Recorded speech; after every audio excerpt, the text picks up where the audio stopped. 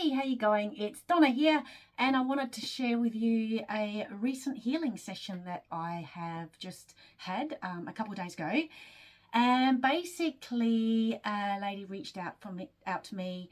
She said she had a horse that needed some healing. And so I always send people a bit of a questionnaire because I do remote healing just to get a bit more understanding of what it is they actually want for their horse. And I also grab a couple of images from them so I'm able to connect with their pet, in this case a horse. And so anyway, she replied, and the questions, when she answered them, she was very brief. But the main thing she said was that the horse she wanted me to heal, she just said he's just not right. And is having issues with training, and she seems to feel as though the horse just isn't able to move forward with the training. So that's what I had to go with. So I created an intention to help this horse move forward with its training and to help release any pains or traumas or issues that needed to be released in order for the horse to move forward with training. And so anyway, I started the session. Basically what I do is all priority based. So when I create an intention, usually the first thing that will come up is the first thing that needs to be healed in order for that intention to manifest. And so the first thing that came up was emotion, and it really surprised me actually, but anyway, it was emotion. And I delved into it to discover the emotion was shock, and that it was the horse's own emotion. And it's not very often you get an animal with where you need to release their own emotion, because more often than not they do pick up emotions from humans. But in this case, it was this horse's own emotion of shock. So I'm like, oh, that's interesting. Okay, something must have happened for it to feel shock, you know. And then I just needed to clear a chakra. That came up next. But then the next thing, electromagnetic stress, came up. And I'm like, that's really weird, because being a horse, lives out in the paddock, it's not watching telly or playing computers or around a lot of electrical equipment. So I'm thinking, that's interesting. This horse must have been shocked by an electric fence, was the first thing that came to me.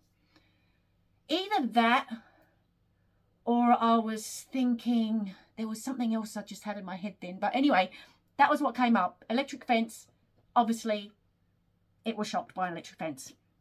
And so anyway, I conducted the rest of the session. A few other things came up.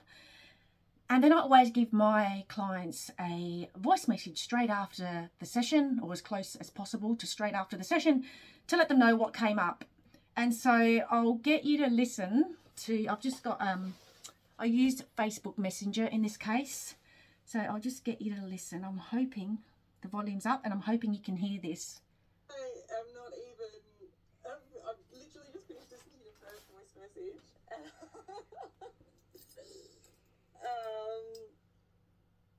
Wow.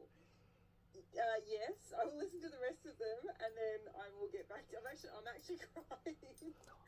I am actually crying. I'm not sure what the 4th of April was. I will try and go back through my stuff. On a quick search, the 16th of April, we were doing float training with him. But yes, he was shocked by an electric fence in the first year of his life. When he was still on his mum, he actually got the electric fence caught around his back leg and was standing, he rolled through the fence and was standing in the laneway with the electric fence wrapped around his back leg, and it was shocking him.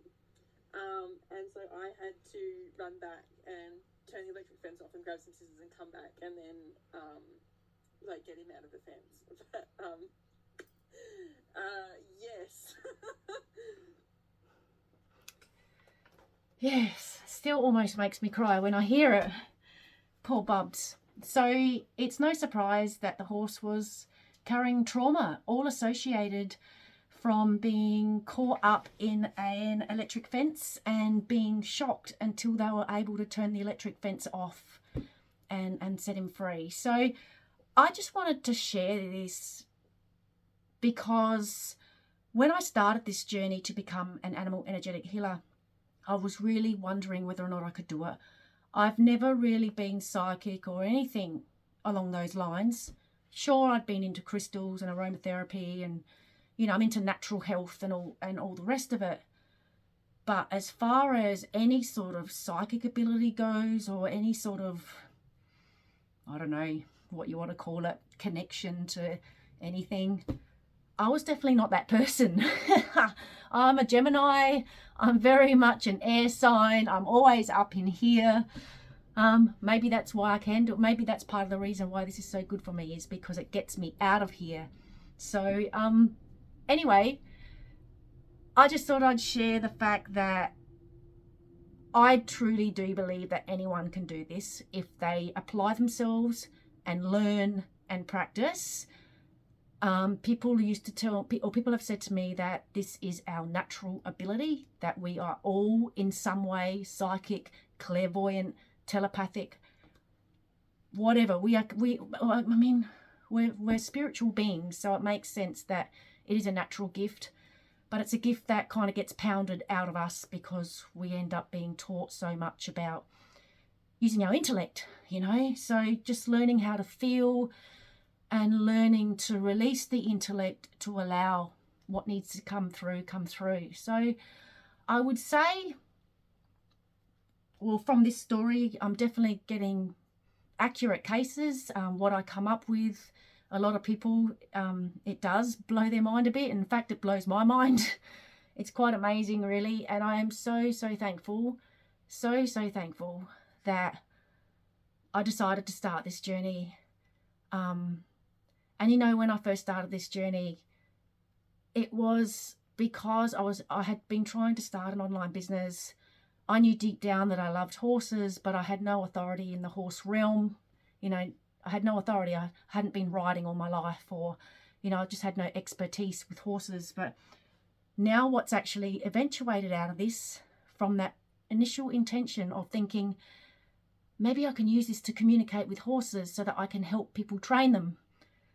And when I said animal communicate at the time, I was talking telepathically communicate with the animal.